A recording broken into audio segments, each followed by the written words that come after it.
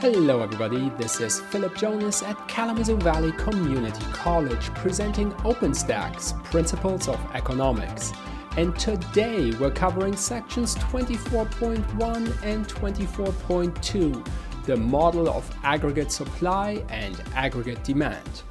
In this module, you will learn to explain Keynes' law and Sess' law, explain the aggregate supply curve and how it relates to potential GDP, explain the aggregate demand curve and how it is influenced by price levels, and identify the point of equilibrium in the aggregate demand, aggregate supply model. In this section of our video series, we are looking at the business cycle or economic fluctuations. Let's start out by having a look at the performance of the US economy as measured by real GDP since the 1980s. So here in blue, you see the actual US real GDP. As always, recessions are indicated by gray bars. And then in red, we're seeing an estimate from the Congressional Budget Office on what our economy's potential GDP is. So obviously, this is an estimate. Anytime you see real GDP going higher than potential GDP, you can start to debate about what exactly the meaning of potential GDP is. But what it really does for us is that it represents an important benchmark against which to compare the current level of performance in our economy. So let's have a look at a couple of those recessions indicated in gray. Let's start with two rather mild recessions, early 90s and early 2000s. So here we see actual real GDP shrink as consistent with the gray bar indicating a contraction in our economy. But of course, even after a contraction is over, once the expansion has begun again, it still takes some time for the economy to recover, which you can think of once we're back relatively close to potential GDP. Likewise, 2001, very mild, very short recession, still expansion getting us back to potential GDP. Then let's contrast with two more recent recessions. Of course, the financial crisis of 2008, often referred to as the Great Recession, both because we have a much more substantial decrease, and then also this recovery just took forever, perhaps a decade, depending on how you measure. Then, of course, finally, the year that will ruin all my charts going forward. In 2020, we experienced the COVID lockdown, so an even sharper contraction as we shut down aspects of our economy. But of course, as those restrictions were lifted, also a much more rapid recovery, since at least some degree of this contraction was something that was caused by policy, so you can turn it off a little bit more quickly. So using the model of aggregate supply and aggregate demand, we are trying to explain how over time, as our economy grows, notice overall trend definitely up, overall trend much stronger than the actual fluctuations. As our economy grows, it's not a smooth path as perhaps implied by the red potential GDP line, but rather we have these fluctuations around that long run trend. So let's get to know our model a little bit. And first, I'll put that into the context of some light development of macroeconomics over the past century. So macroeconomics, at least as we think about it in the modern sense, is often thought of as having begun at the beginning of the 20th century when big systemic questions about our economy came to the forefront. I think the Great Depression would be a really important example there. And sometimes we even go so far as to say, let's pinpoint it perhaps to some of the contributions of a very famous macroeconomist, John Maynard Keynes. So in the 20th century then, we really see macroeconomics evolving along two big tracks, which I'm going to label here. I'll call one track Keynesian and New Keynesian macroeconomics, and the other one New Classical macroeconomics. Now, as always, when you put labels on such schools of thought, that's problematic right from the start, because before you know it, we'll be arguing about how accurate these labels are, what falls under the label, whether we should have a different label, right? So already some of you might be thinking to yourself, hey, what you're describing as Keynesian economics here, that's not going to be right, because I see that there are rigid wages and prices, and that's now not how Keynes thought about that situation. You're really talking about neo-Keynesians, or perhaps some flavor of saltwater economics, right? And then over here you might be spotting our new classical economics and say, oh, not so fast, right? Like what you actually want to be talking about here is perhaps the real business cycle models having really had a huge impact on macroeconomics, or freshwater economics, right? So all of your criticisms here, as you're making them, they are all correct. And what each one of you might be suggesting right now is actually the one true label, and all the other ones are wrong. Every one of you is correct with the label you're suggesting. But seriously, right? We're just doing a bit of an overview here of the two big strands. Don't worry about the labels. So basically, over on the new Keynesian side, we have a perspective where at the systemic, at the macroeconomic level, prices and or wages may exhibit some rigidities, along with other aspects that contribute to business cycles, such as coordination problems. And what we end up with are models that predict that economic policy, which we'll discuss a little bit down the line, things like fiscal policy, monetary policy, can make this business cycle, can make these fluctuations much smaller. So that would be a good thing. And this strand of macroeconomics has been super valuable in explaining how imperfections in specific markets can trickle up into overall business cycle effects. Then over on the other hand, we have the new classical strand, which looks at prices and wages being much more flexible and quickly adjusting, which basically means economic policy is not going to be great at making these fluctuations smaller.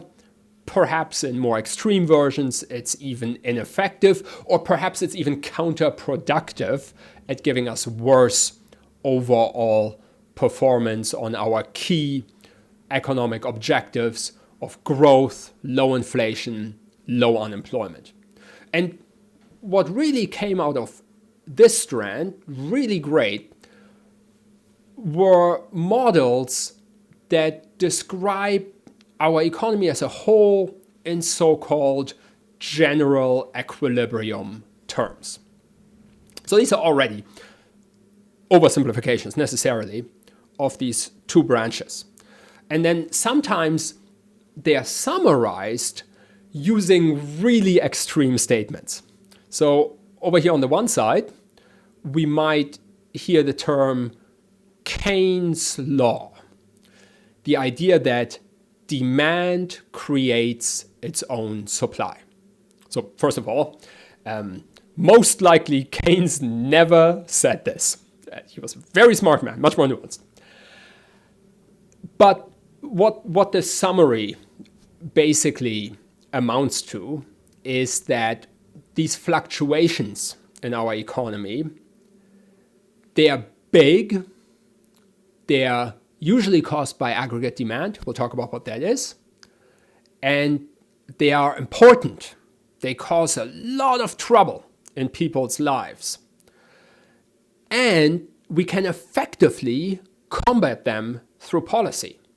So you put all of that together and you get a really strong case for we should use economic policy to sort of steer or manage aggregate demand, and will make people much better off as a consequence. Then on the other hand, once again, we've got a completely over-the-top extreme statement, referred to as says law.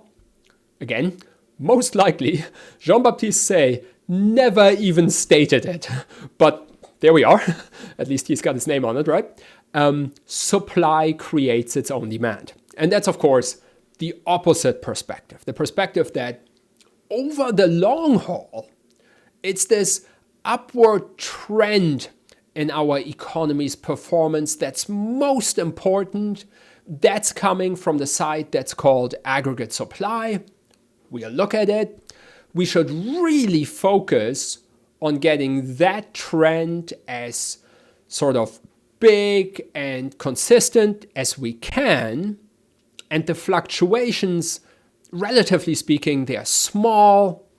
They go away relatively quickly by themselves. And economic policy is not good at addressing them anyway. So let's do the work where we can do the most positive difference for people's lives.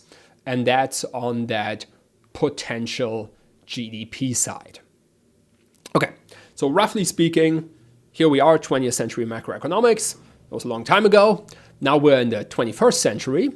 And good news, more or less, these two branches have merged into what I would call the new neoclassical synthesis, NNS for short, or sometimes people also like to refer to that as sort of second generation new Keynesian models. Let's not bicker about it, but basically what we're looking at is we're taking as a base these great general equilibrium models of our economy that new classical macroeconomics developed, and then we plug into that some market imperfections from new Keynesianism, and as a consequence, we get economic fluctuations as predicted by the model that much more realistically model the performance of our economy,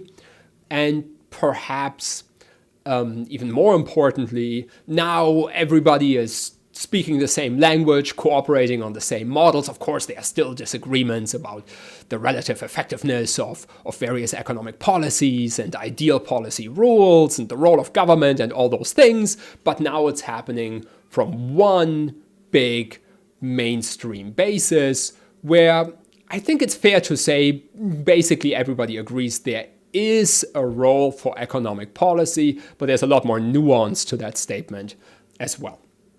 Of course, economics is science, so that doesn't mean everybody is on the same page. There, of course, exist non-mainstream schools of economic thought. We call that heterodox macroeconomics. You may have even encountered some of those things on the internet, just to mention three that are particularly big. Something a little newer called modern monetary theory, or MMT for short. And then some other things a little bit older here. We've got the Austrian school of economics, maybe even old school Marxism, but with some newer touches on it. We will talk about none of those. And if you happen to be into one of them, like more power to you, I guess. But just please realize when you're talking to economists, the framework you're using there isn't the standard macroeconomic framework we use in this day and age. So you might want to disclaim that a little bit up front, or there's going to be a whole bunch of misunderstandings. We're going to stick to the mainstream stuff here. All right. So within this mainstream stuff, these general equilibrium models of the new neoclassical synthesis, we have a very simplified, if you will, way to communicate the results of these models when speaking to a more general audience. And that essentially is what I'm going to call here the model of aggregate supply and aggregate demand. You can already tell from the term, okay, there's going to be something supply and demand style here, but also a little bit different because of that word aggregate. That's a more important word than you might think at first. Let's start by hearing about the supply side first. So aggregate supply.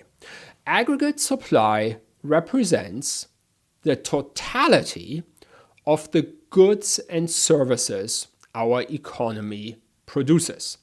So the way, of course, we've talked about measuring this is through real gross domestic product.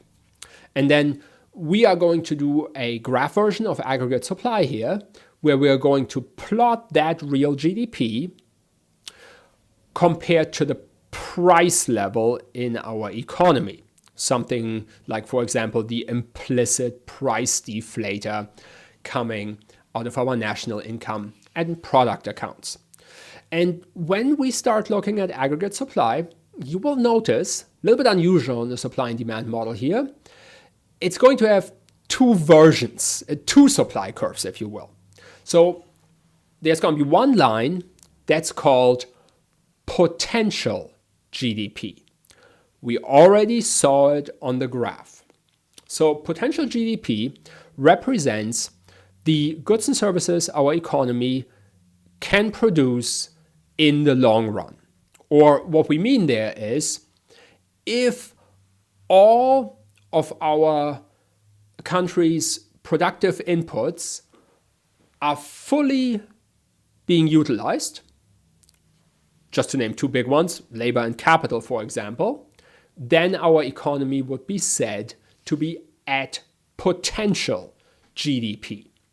You will also hear potential GDP referred to as perhaps long-run aggregate supply, or perhaps also full employment output. Because the idea is that if the labor resources of our economy are being fully utilized, then the only unemployment you will see is so-called natural unemployment, people between jobs, that sort of thing. There is not going to be cyclical unemployment associated with a recession. But very importantly, and perhaps even core to our thinking about fluctuations in modern macroeconomics, is that we have a second relationship there we are going to label short-run aggregate supply. And basically, this curve represents a condition where prices or wages, or perhaps both, are experiencing some rigidities. They haven't fully adjusted. And when that's the case, our economy's output, real GDP, is going to move away from potential. And of course, it's particularly problematic and typically much more long-lasting if it's in the downward direction, if you will, below potential GDP, if we have an output gap, if we had an economic contraction. So let's have a look at this graph now, build this up nice and step by step. First, when we write up this graph, as is often the case in economics, we like to put the amount down on the x-axis. So you'll see real GDP down on the x-axis. That's the output of our economy. Reminder, even though real GDP may have a dollar figure next to it, if it does, those would be chain dollars, not actual dollars. So these things move when quantities in our economy change. And then over on our left-hand axis, we've got the overall price level in our economy. So which specific price index we use is not so important. Let's say it's the implicit price deflator. So relative to some reference year where the index is set to 100, what are output prices like in our economy right now? So for example, if we are not experiencing an output gap, our economy may currently be at some point on this potential GDP line. Let's say the current price level is 105, and we've got a real GDP of 9.6 trillion chain dollars. So let's look a little bit at this potential GDP line. The important part here to notice is it's vertical, or if you've taken microeconomics already, we might refer to that as perfectly inelastic. So what we're talking about here is basically this line represents, number one, what's our economy capable of producing if all inputs are fully employed? So currently, our economy's capability, $9.6 trillion in this example. And then number two, how does the price level matter for what our economy is capable of? Answer, it doesn't. Potential GDP is the exact same number at any price level. So this is a big concept where we are separating out the effect of a price level in our economy, a nominal variable, if you will, from the real performance of our economy. Or I think it's even easier to think about if you do a comparison between two countries. Like, let's say we're comparing the United States and Japan. Japan has a different currency, the yen. A yen, ballpark, depends on the specific day, might be worth, give or take, as much as 1 US cent, or $1 worth as much as 100 yen. So to a first approximation, think back to purchasing power parity, to a first approximation, the price level in Japan is sort of 100 times as high. If you go to the store, you buy a thing for $2 in the United States, maybe that same thing under certain conditions would be more like 200 yen in Japan. Now I'm going to ask you a silly question. What's the impact on that if I ask you, so what is Japan capable of producing, real GDP, versus the United States? The answer is, of course, that price level doesn't matter at all. If we want to assess what Japan or the United States can produce, we want to look at the real factors of production. What's the population of those countries, the labor force participation, the level of education, access to resources, land mass, and so on and so forth. That's what this potential GDP line represents. Potential GDP of an economy is affected by many things. Perhaps number one for an advanced economy, the level of technological development. Price levels are just the yardstick that we use to measure things such as the prices of final goods and services or wages in our economy. Okay, so that's potential GDP, also referred to as long-run aggregate supply. But now we're going to overlay a second aggregate supply curve representing the short run. And notice, different shape, upward sloping. This one does have a role for the price level. So basically, this aggregate supply curve represents, depending on the specific flavor that you're using, some wages and or prices in our economy being fixed. Perhaps some expectations about those price levels or wages as well that gets a little bit more meta. And we're not going to return to potential GDP unless we are either at that specific price level where they share the same point, or if we're not going to return to potential GDP until those prices or wages or expectations have adjusted. And this would be represented by having a new one of these aggregate supply curves. So what that means is, for this so-called short run, if the price level changes, we're actually moving away from potential GDP. So let's simulate an output gap. Let's say for some reason, the price level is at 85. For the duration that those rigidities are present, if the price level stays at 85, real GDP is only going to be $8 trillion. And what that means is we're going to have a big gap between what our economy is capable of and where it's currently operating. So down on the x-axis, we've got real GDP, what our economy is currently producing. But that sort of goes hand in hand with unemployment as well.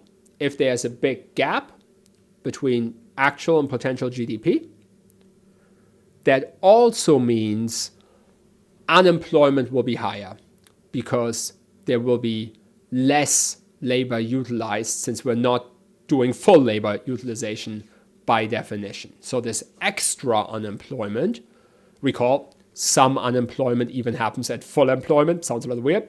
This extra unemployment would be our cyclical unemployment.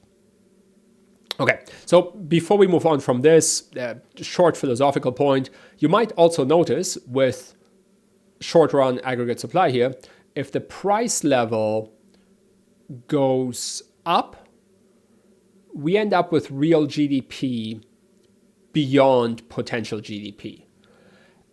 How do you want to interpret that?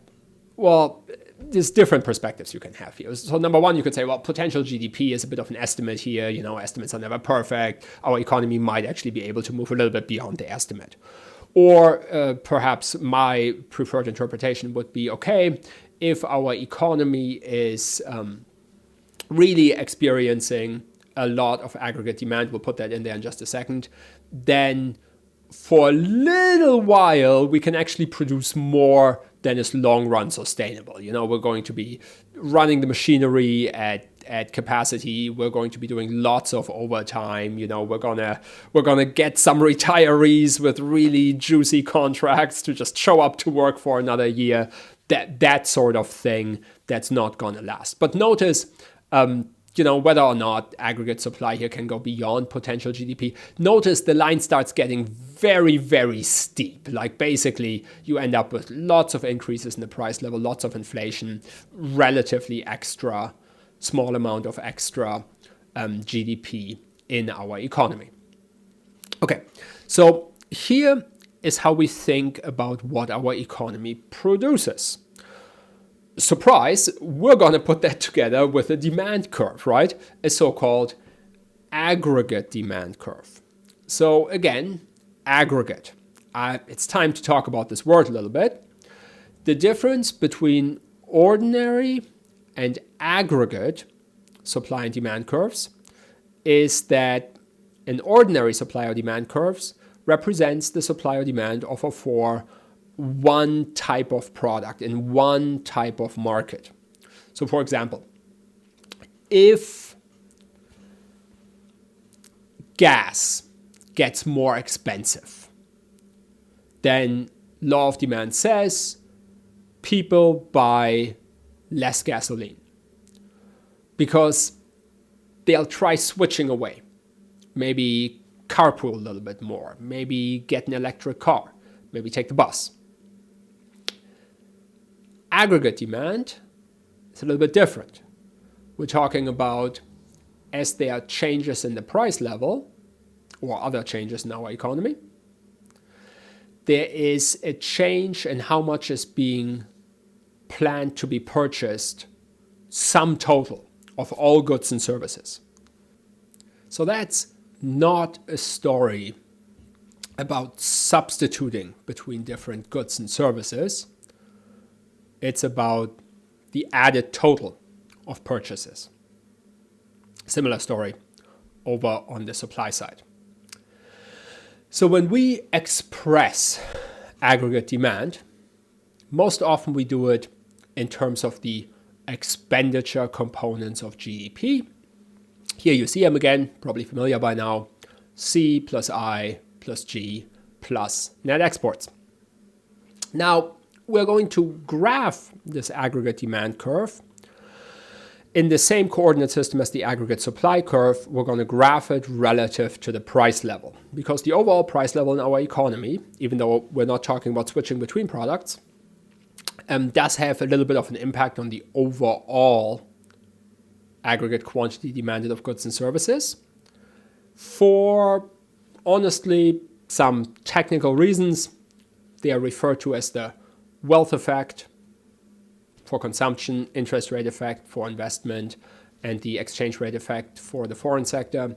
You can read about those in your OpenStax book, of course, but honestly, these effects are pretty weak, so that aggregate demand curve is pretty steep. This is not going to be a big story about, hey, we're moving along this curve. Really, we're going to focus on what happens if the aggregate demand curve shifts position. We're going to talk about that in a future module, but what's going to shift the aggregate demand curve? Well, anything that changes total spending in these four categories here, or five, depending on how you count. And what is that? Well, that could be almost anything, because we're literally talking about all spending categories in our economy. All right, enough preamble. Let's put the thing on the graph. So here is an aggregate demand curve. Again, relatively steep slope compared to the price level in our economy. But the magic of the aggregate supply and aggregate demand model is, of course, going to be that we are going to put the aggregate supply curve or curves and the aggregate demand curve together and identify an equilibrium price level over here on the y-axis and an equilibrium level of real GDP down here on the x-axis. So here's the moment. What's our fundamental perspective on how our economy can move away from potential GDP? So here, for example, it is underperforming. Real GDP is less than potential GDP, which also implies the unemployment rate is unusually high. And the answer is, in the so-called short run, which means while the fluctuation persists, while we're not at potential GDP, the equilibrium between aggregate demand and short-run aggregate supply is pretty far away from that potential GDP line. We've got a big output gap.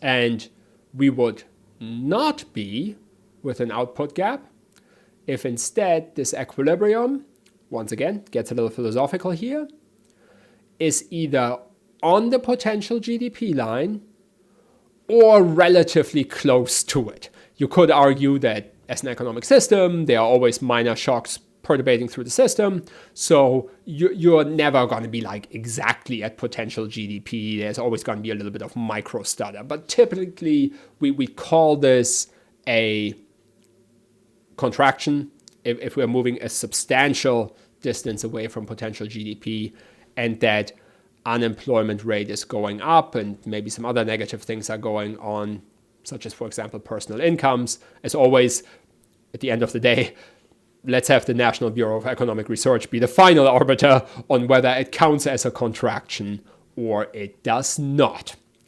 That is our first introduction to the model of aggregate demand and aggregate supply.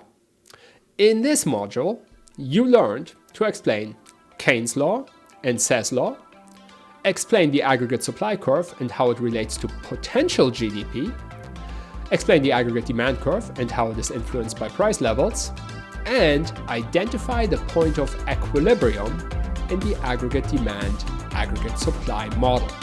I will see you next time.